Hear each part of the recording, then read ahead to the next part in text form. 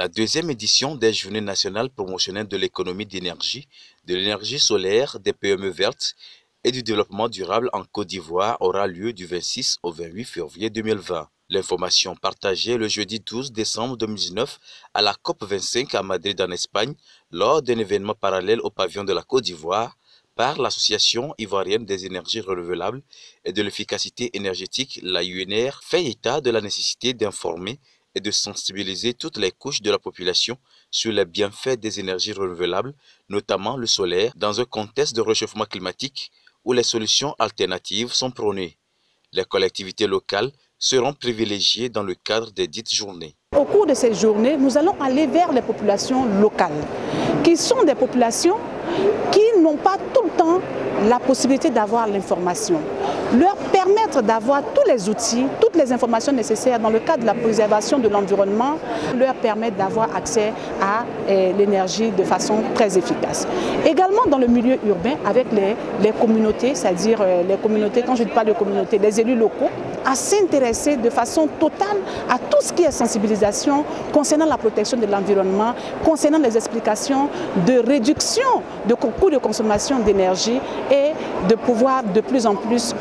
entrer dans les mœurs des uns et des autres l'utilisation des énergies renouvelables. Il s'agira, dit-on, d'une sensibilisation transversale qui s'inscrira dans une dynamique de mise en application des conventions signées en faveur des énergies propres ou renouvelables et de l'efficacité énergétique. Il sera de ce fait question d'inciter aussi bien les gouvernants, les acteurs du secteur privé que les populations à un changement de mentalité en faveur de la protection de l'environnement. La chose que nous avons à faire pour changer la mentalité des gens, c'est de leur apprendre à gérer d'abord l'énergie qu'ils ont,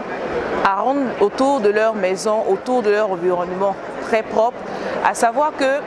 la protection de la couche d'ozone, il va pour notre sécurité et c'est vital. C'est dans cela que nous voyons des perturbations de temps. Le soleil frappe encore plus et ça, il faut emmener la population à prendre soin de son environnement parce que c'est en prenant soin de cet environnement-là que la couche d'ozone sera protégée. La solution COP, c'est l'autre information partagée lors de ce side event. Il s'agit en réalité d'un ambitieux programme de transition énergétique et écologique, selon Eddy Boro, président de la UNR, qui est destiné à identifier et à mettre en œuvre des projets structurants pour un développement résilient et sobre en carbone énergétique. La finalité de cette solution, c'est de réduire systématiquement l'empreinte carbone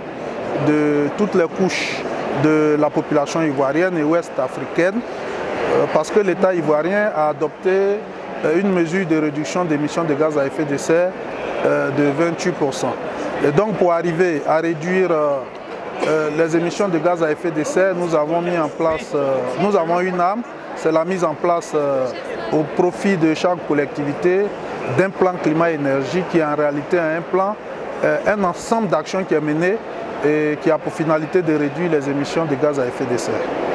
Comme mécanisme de mise en œuvre, les initiateurs de ce produit comptent passer par une mission d'information et de sensibilisation des bénéficiaires de ces actions et procéder à l'audit pour identifier des gisements d'économie d'énergie et des émissions de CO2 en vue de réaliser des opérations de démonstration. Bref, c'est de pouvoir réaliser des études prospectives afin de pouvoir monter des projets bancables.